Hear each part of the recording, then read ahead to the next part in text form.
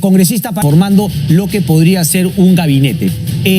Estamos entonces con el congresista electo por Perú Libre, Alex Paredes, por la región Arequipa. Congresista Paredes, muy buenas noches, gracias por atendernos. Sí, buenas noches y gracias por la gentileza. No, gracias a usted. Lo primero, la situación que todavía se vive con un Jurado Nacional de Elecciones que aún no proclama. ¿Cómo va la espera? ¿Cómo va justamente esa espera al interior de Perú Libre? Bueno, como toda la población peruana, con mucha preocupación, con mucha expectativa, pero también con la tranquilidad que el momento exige, porque tenemos que pensar de 5 años de un nuevo gobierno y donde hay muchas expectativas no resueltas para la población peruana. ¿Cuáles son esas expectativas para la población peruana? Es decir, ¿cuáles serían los primeros planes de Perú Libre desde el Congreso de la República y si se diese un eventual triunfo de Pedro Castillo, la articulación entre bancada y ejecutivo? Bueno, lo que se ha manifestado durante la campaña electoral, que para nosotros es campaña de verdad y no campaña de mentiras. Y ahí están los compromisos con lo que nosotros, los que somos docentes, venimos vivenciando. La inequidad, la discriminación en el ejercicio de este derecho humano a la educación, donde muchos de nuestros estudiantes no tienen instrumento de conectividad, no tienen internet de manera permanente, no hay recursos económicos para pagar el alza del consumo de energía eléctrica, el tema de la salud, en el caso de Arequipa, 2 semanas que no va a haber tránsito, movilización de la gente, la falta de camas UCI, es decir, hay varios aspectos que tienen que ser prioridad y creo que los congresistas, los 130, tenemos que ser coherentes entre lo que hemos dicho en campaña electoral con lo que tenemos que hacer y nos inauguramos coincidentemente con la discusión del proyecto de ley de presupuesto para el año 2022 que lo presenta el Ejecutivo el último día hábil de agosto. Me ha hablado de educación y de salud y efectivamente se lo hemos escuchado a Perú Libre y al candidato Pedro Castillo durante la campaña, pero siempre la pregunta fue un poco de dónde podía salir presupuesto. Estamos en una crisis económica y claro, la gente quiere recobrar el trabajo, también quiere finalmente ser vacunada y quiere mejores servicios. ¿De dónde un poco vendría justamente ese dinero? ¿De dónde se sacaría finalmente para poder destinar ese dinero a educación y salud como lo ha planteado? Bueno, de todas maneras tiene que haber una redistribución de cómo se está gastando el presupuesto cada año. Por ejemplo, nosotros escuchábamos una intervención en el Congreso de la República de la ex ministra de Economía, la señorita María Antonieta Alba Luperdi, cuando ella manifestaba que cada año se gastan un promedio de 1.000 millones, más de 1.200 millones en gastos de consultoría. Nos parece innecesario, porque hay trabajadores, especialistas, funcionarios dentro de cada uno de los ministerios que muy bien pueden desarrollar ese trabajo. Hay que revisar también este tema de las multas que se deben pagar a la SUNAT y que vemos que no se pagan, pero una tiendita de barrio, si no entrega una boleta, a esa tienda sí la cierras. Pero hay otras personas e instituciones que deben cantidades de impuestos o de multas que determina la SUNAT, pero no las pagan. Entonces, creo yo que de todas maneras esta tarea de la educación y la salud, tú entenderás, Cristian, no es solamente de Perú Perú Libre. Eso lo hemos dicho varios candidatos en las diversas regiones. Correcto. Ya me llamó la atención, ya me dio curiosidad, porque no es la primera vez que un representante de Perú Libre me habla de Perú Posible. ¿Usted ha tenido un vínculo anteriormente con Perú Posible, congresista? Porque Pedro Castillo, de hecho, fue candidato a una alcaldía por Perú Posible. Nunca, ni lo tendría. Ni lo tendré. Si Perú Posible ya casi no existe, congresista, tampoco no es ninguna promesa. Le quería preguntar, ¿cómo usted llega a Perú Libre? Porque, se habla, e incluso Gillian en sus 13 lo recoge, de un grupo de congresistas que estarían más cercanos porque vienen de la creación inicial de Perú Libre, antes Perú Libertario, cercanos a Vladimir Cerrón, y un grupo finalmente que es más cercano a Pedro Castillo porque viene de la docencia, del magisterio. Su caso, entiendo, es más vinculado a Pedro Castillo. ¿Cómo así llegó a candidatear por Arequipa para el Congreso, señor Paredes? Bueno, nosotros somos parte de ese colectivo del magisterio que fuimos convocados por las organizaciones del magisterio para asumir esta candidatura dentro de ese acuerdo que hubo entre Pedro Castillo y el Partido Perú Libre, para que por cada región uno de los candidatos sea parte del magisterio. Ese es nuestro origen y ese es el apoyo que hemos tenido principalmente, no solamente en Arequipa, sino en las diversas regiones, más el apoyo de la población. Ajá. Y ahora estamos más de 12 maestros que hemos llegado al Congreso y que tenemos el compromiso de cumplir lo que hemos manifestado durante campaña electoral y que es coincidente con lo que ha venido señalando el profesor Pedro Castillo Terrones. Ha venido señalando el candidato Pedro Castillo Terrones, pero usted diría porque han habido discrepancias entre Pedro Castillo Terrones y lo que ha dicho Vladimir Cerrón. Entonces, digamos, ¿ustedes están mucho más cercanos a Pedro Castillo que al señor Cerrón?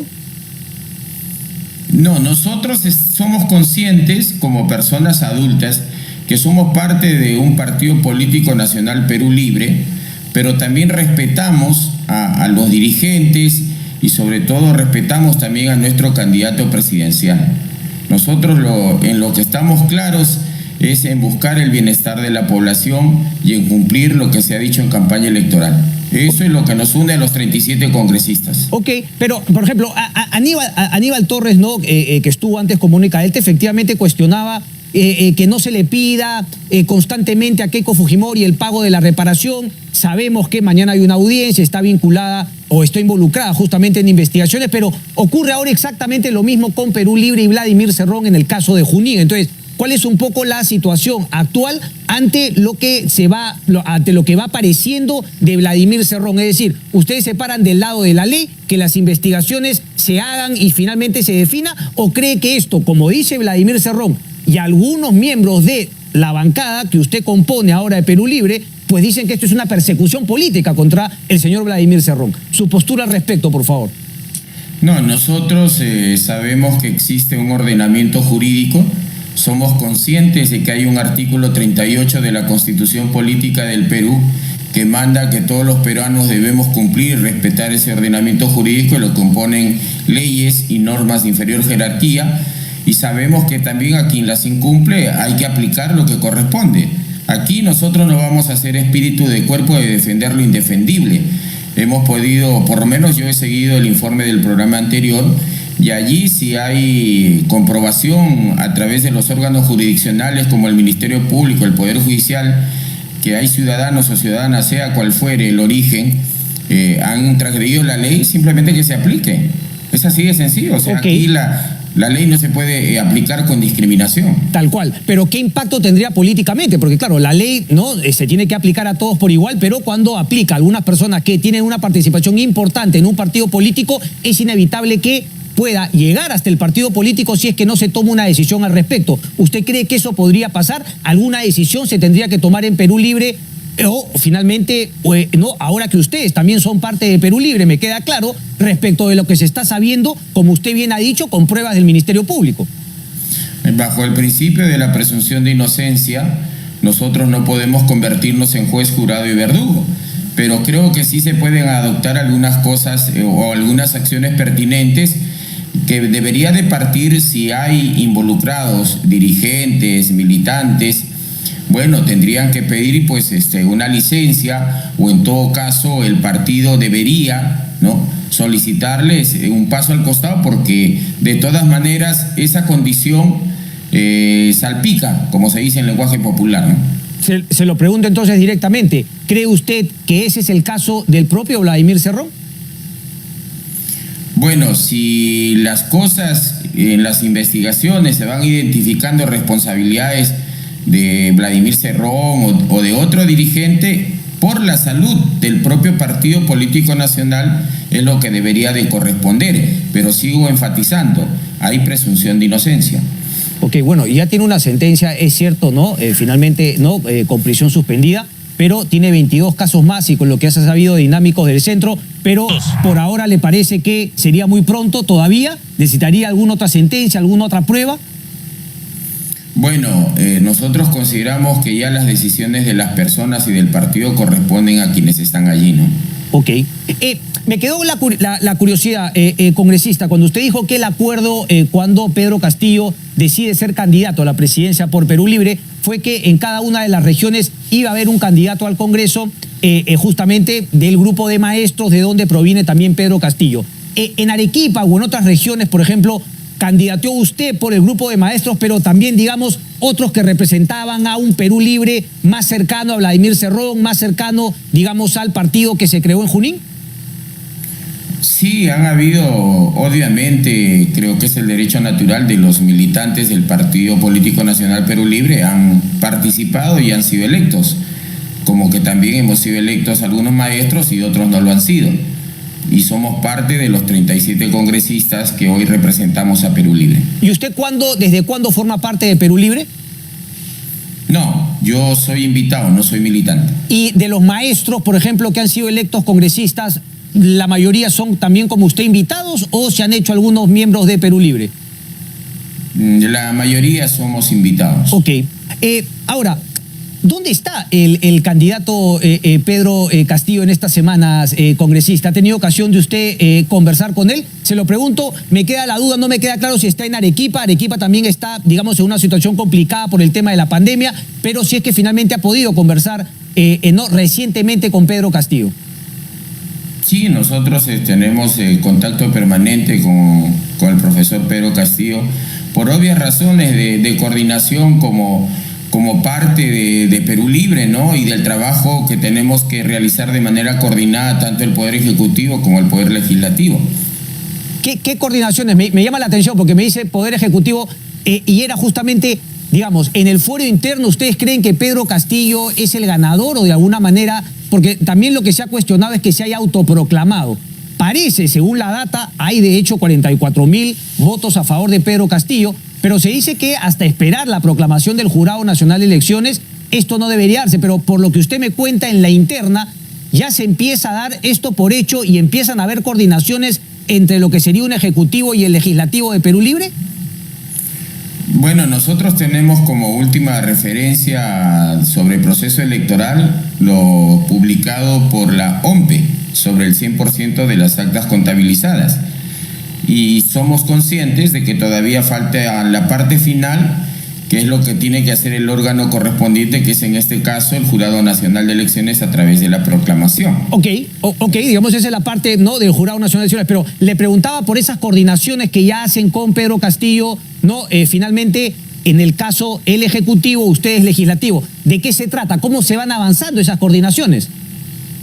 ¿Qué temas han tratado? Se lo pregunto porque le hacía la pregunta inicialmente. No sabemos nada de Pedro Castillo. Habló poco durante la campaña.